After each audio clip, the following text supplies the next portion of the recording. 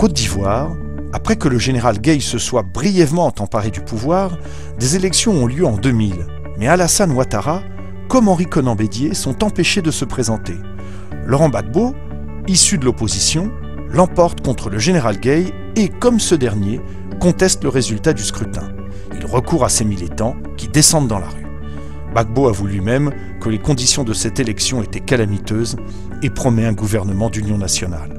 La campagne de dénigrement est immédiate, les partisans de Gbagbo qui tiennent la rue sont accusés d'avoir commis un massacre de Dioulass, musulmans du Nord, à Yopougon, un quartier populaire d'Abidjan. Le président élu est accusé d'avoir repris à son compte le thème de l'ivoirité, cependant inventé par Bédier. Des campagnes sont menées contre le cacao ivoirien, la première ressource du pays, car des enfants, présentés comme esclaves, sont employés dans les plantations du Sud au dire de l'opposition dirigée par Ouattara. En 2002, l'éclatement de la guerre ne surprend guère ceux qui étaient passés par Ouagadougou. Les rebelles, des Ivoiriens du Nord, mais aussi des combattants recrutés dans tous les pays sahéliens, s'étaient entraînés durant des mois au Burkina Faso avec la bénédiction du président Blaise Compaoré. La France accepte cependant de s'interposer pour, à première vue, empêcher la chute de la capitale.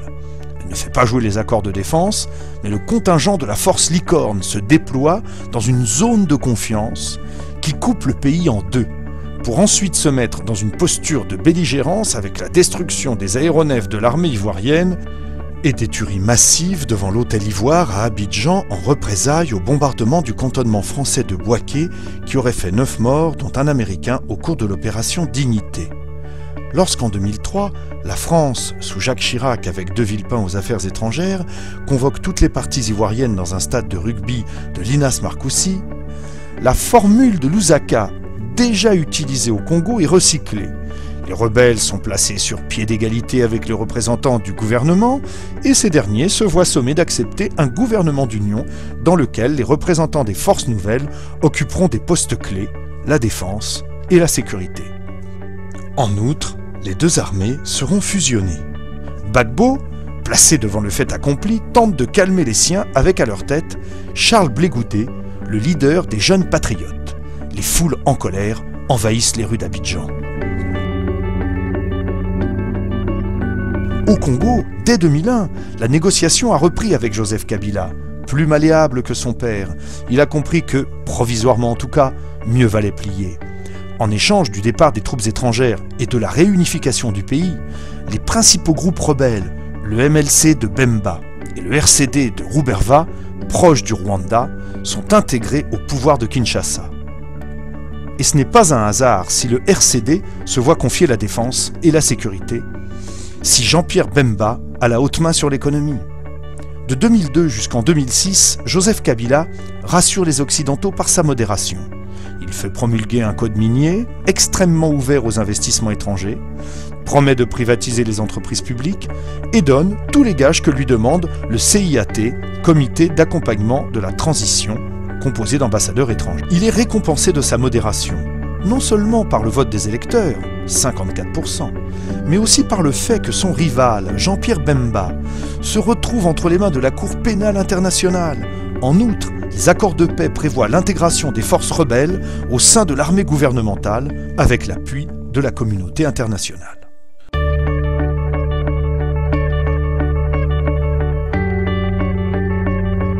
En Côte d'Ivoire, d'autres accords signés à Ouagadougou cette fois, avec Compaoré comme médiateur, prévoient eux aussi des élections générales supervisées par les Nations Unies. Auparavant, les provinces du Nord, tenues par les rebelles, devraient être désarmées, les différentes armées intégrées ou démobilisées. En outre, Guillaume Soro, l'un des leaders de la rébellion, deviendra le premier ministre de Gbagbo. Ici aussi, les rebelles entrent au cœur du pouvoir. Au Congo, comme en Côte d'Ivoire, le volet militaire s'avère un échec. Dans le premier cas, l'intégration des divers groupes armés, basés sur le principe de l'impunité, introduira dans l'armée des militaires étrangers, ce qui privera Kabila du plus important des instruments de sa souveraineté, une armée fonctionnelle.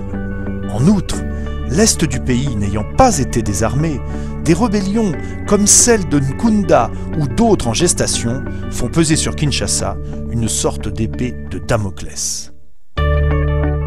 Dans le nord de la Côte d'Ivoire, les rebelles des Forces Nouvelles, qui n'avaient pas été désarmés et avaient gardé leur structure de commandement, ont été accusés d'intimider, de bastonner les électeurs et d'avoir violé ou tué des militants de la majorité présidentielle, ce qui permit au Conseil constitutionnel de mettre en cause la crédibilité du scrutin et d'annuler le vote dans plusieurs bureaux. Dès lors, débutera un scénario surréaliste dans ce pays de l'Afrique de l'Ouest, autrefois havre de paix et de progrès. Les secrets de la présidentielle ivoirienne laissent croire que l'élection n'était qu'un prétexte pour enfin faire partir du pouvoir l'indécrottable Laurent Gbagbo. Les observateurs, tant européens qu'africains, envoyés sur le terrain s'accordent à se contredire. Parmi ceux-ci, outre plusieurs ONG d'Afrique, l'ex-premier ministre du Togo, Joseph Kofigo, dénoncera en même temps que le centre de commandement militaire intégré des exactions de nature à entacher sérieusement la sincérité du scrutin dans le nord encore sous contrôle de la rébellion. Au terme de la mission, les observateurs de l'Union africaine ont fait les constats suivants.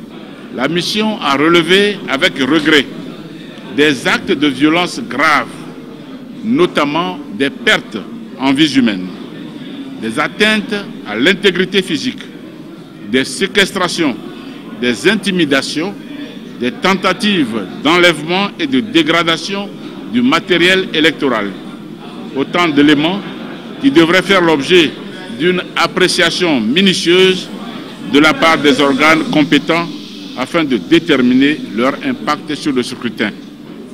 En outre, la mission déplore l'ouverture tardive de certains bureaux de vote, le manque de tickets dans certains bureaux de vote, le climat relativement lourd aux alentours de certains lieux de vote.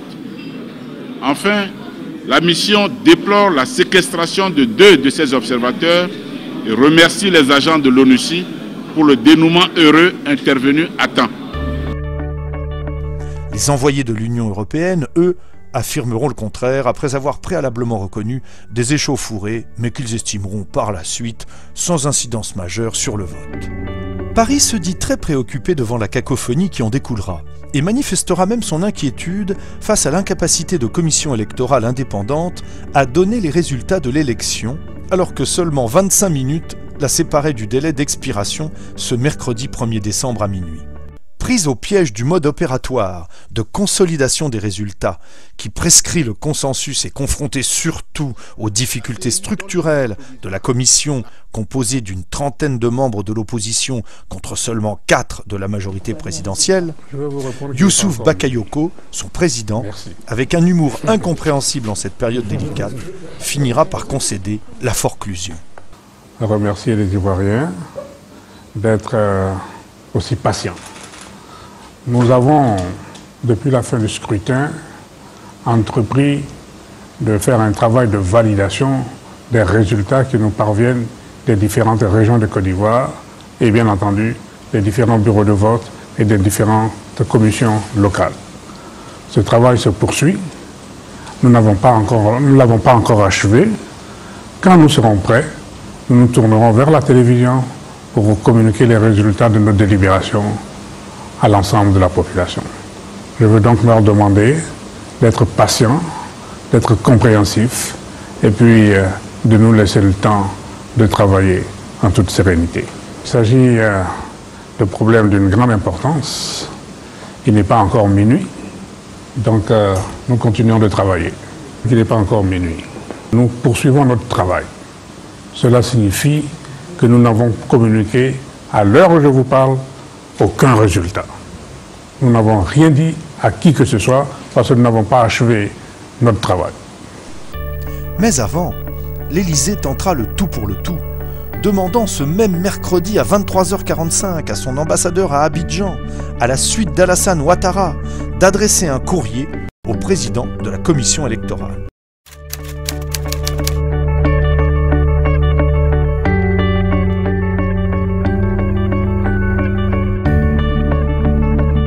Monsieur le Président, il nous revient de façon récurrente que le candidat de la majorité présidentielle vous a adressé une requête aux fins d'invalidation du scrutin dans certaines régions du Nord et du centre de la Côte d'Ivoire.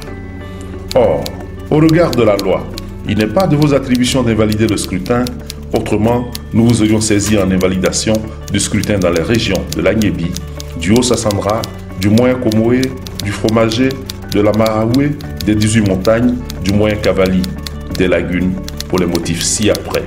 Empêchement de vote, violence et voies de fait sur nos représentants et militants, achat de conscience d'électeurs, séquestration de nos représentants, bourrage d'urnes, menaces de toutes sortes, atteinte à l'intégrité physique, destruction de biens et toutes sortes de violations graves des droits de l'homme.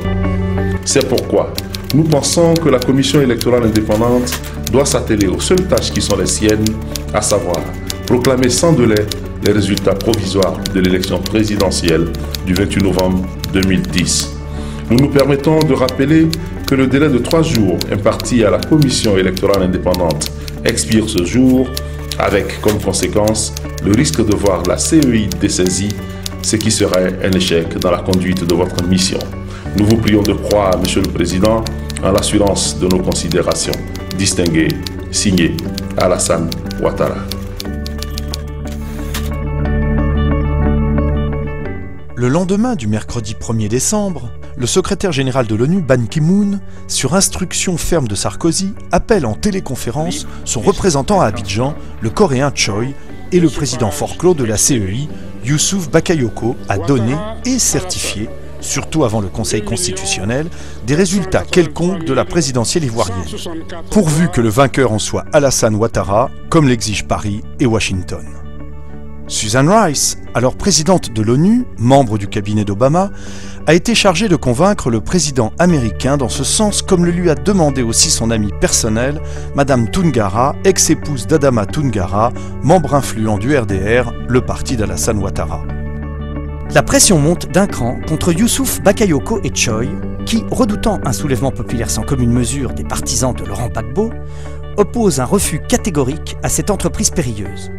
Forclot, et alors qu'il avait déjà transmis le dossier électoral au Conseil constitutionnel, tel que l'exige la loi électorale, Youssouf Bakayoko, accompagné par les ambassadeurs de France et des États-Unis, et assuré d'un asile à Paris, se retrouvera contre son gré à l'Hôtel du Golfe, quartier général de campagne de l'adversaire de Laurent Gbagbo, 24 heures plus tard, pour donner de façon lapidaire des résultats qu'il est forcé à reconnaître comme ceux du deuxième tour de la présidentielle du 28 novembre 2010.